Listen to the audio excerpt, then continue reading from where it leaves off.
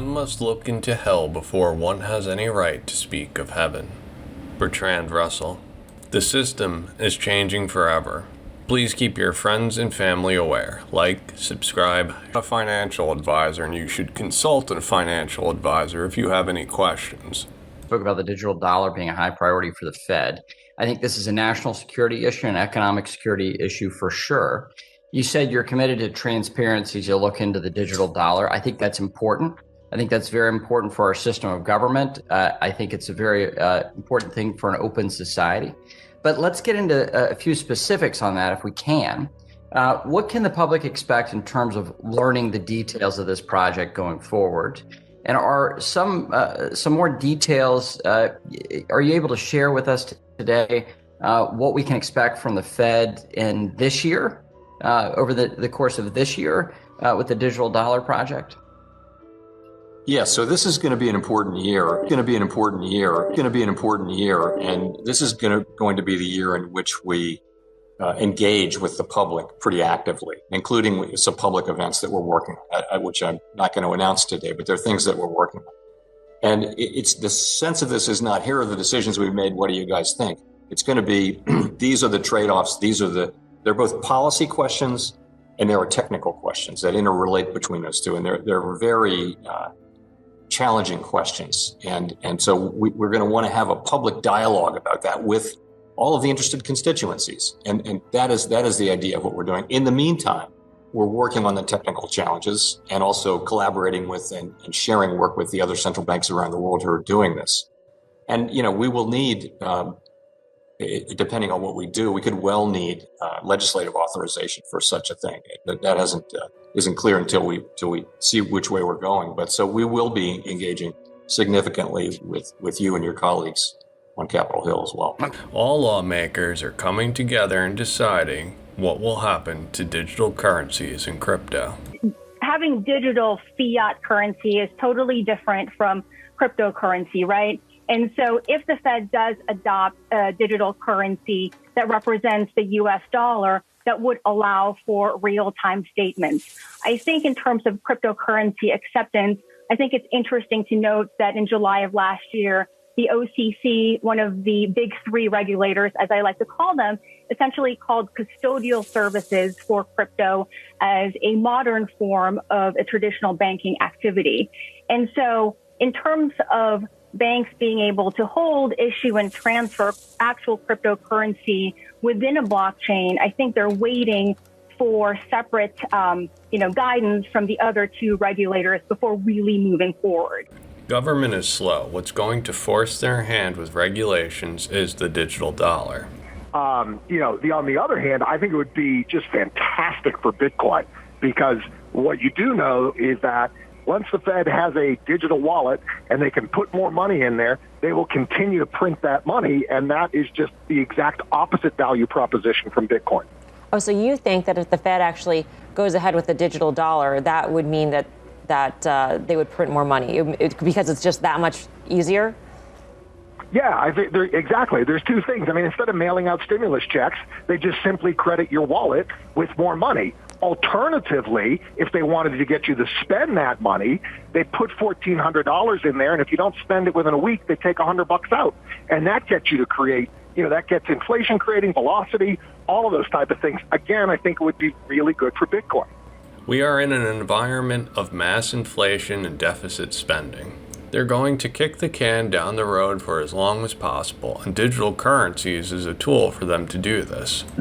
But I think we have to have a digital dollar in order to be a counterweight to China. We have to have a open market, a Western-style investment in digital currency in order to counter what is a China approach, a communist approach to control and to snoop and to sneak and to have enhanced role of China globally. So I think we need that as a counterweight. What is 100% certain is the digitization and tokenization of value will happen. China has made the first move. Have you been to an exchange and every coin is paired to Bitcoin? Bitcoin is the reserve currency of crypto. This happened naturally. China issuing a CBDC puts their fiat on the web first. That gives them the opportunity to have other currencies on the internet paired to their currency, like we saw with Bitcoin.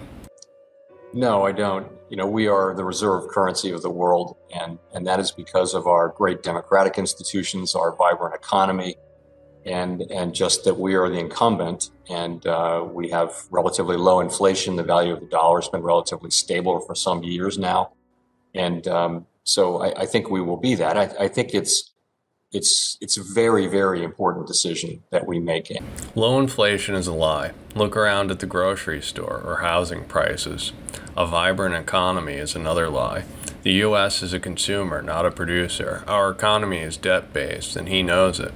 His goal is for the economy not to collapse on his watch. He will do whatever it takes. And there are potential pitfalls. There are issues around privacy and how you structure it. And, it would be to do it as quickly as possible and get it wrong would be a very bad idea. So we're going to be careful. I do think that we have the time to think this through carefully. I'm not concerned that other countries are experimenting with this. But I have to say, it's possible now. Technology has made it possible, and it's happening, and the private sector is doing it too. So we understand that we need to be in a position of really understanding it and doing it if it's the right thing. Which who knows at this point what they're willing to do to get the desired result. But, you might as well, instead of the flamethrower they're putting to the U.S. dollar now, they might as well just, nuke the entire thing, because the dollar is going to get crushed on the back of that. It's just, I'm no fan of the Federal Reserve, central banks, Jerome Powell, the whole gang. But if they go down that road, I think the Bitcoin crew, and BK just spoke to it, I think they're licking their collective chops, because that would be proof positive that Bitcoin's got it right and all these central banks have it wrong. So good for BK for pointing that out, by the way. Celebrities, the hip new billionaires, are all buying Bitcoin. Buying Bitcoin is injecting the idea into the public's head. Lack of confidence. Elon is no longer confident in dollars. Why should you be? You say that 4 banks in your coverage universe are further along. JP Morgan, which is not much of a surprise because, of course, they've talked about it. U.S. Bancorp, Fifth Third, and Citizens Financial. Why do they think it's important? So I think that what we wanted to really hammer home into the note is the preparedness of the industry in case the regulators give a broader green light with regards to banking services and cryptocurrencies. And we think that those banks are farther ahead. And I would actually throw in Citigroup in that group, is because they already have the blockchain technology to begin with.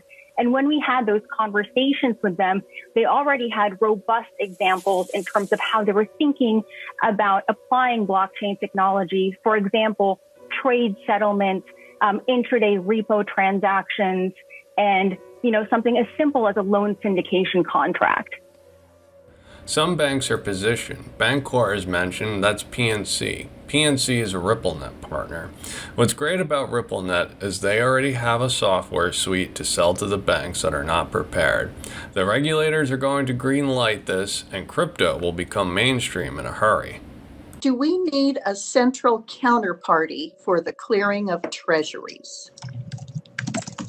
Interesting question, and that's a proposal. We're doing a lot of thinking these days, along with colleagues from other agencies, about the structure of the Treasury market, given what happened during the acute phase of the pandemic, when there was so much selling pressure and there wasn't the capacity to handle it. And one way to do that would be to have central clearing.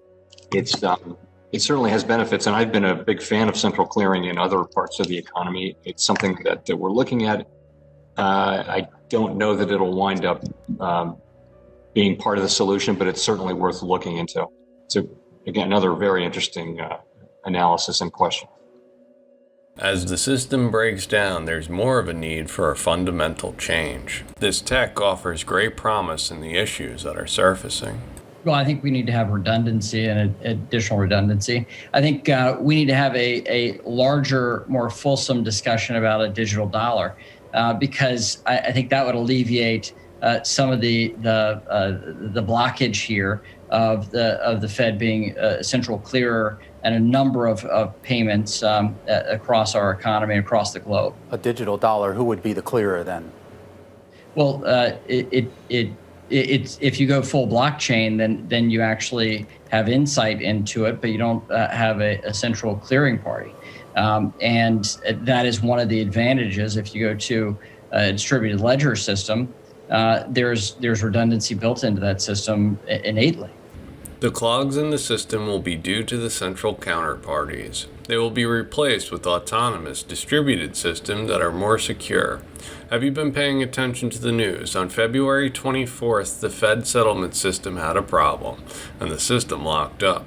The cracks of the system are surfacing, and they need to update before a systemic shock prevents them from kicking the can down the road. And one error I see a lot of people who have just come into the crypto ecosystem make is they look at Bitcoin and like, oh, I missed it. Where was I when the price of Bitcoin was $1,000 and people were very skeptical and BlackRock wasn't buying it and Mass Mutual wasn't buying it and it wasn't on Tesla's balance sheet? Why didn't I see the potential? And the reality is, as Brian knows, when Bitcoin was trading at $1,000, there were a lot of significant risks and a lot of significant hurdles that it had to pass through to get to the point where it is today. Same is true for XRP today. The risk is high, so is the reward. Most of the greatest evils that man has inflicted upon man have come through people feeling quite certain about something which in fact was false. Bertrand Russell. Thank you for watching, liking, and subscribing. Remember to hit the bell. If you enjoy my work and wish to support my channel, please consider joining my Patreon.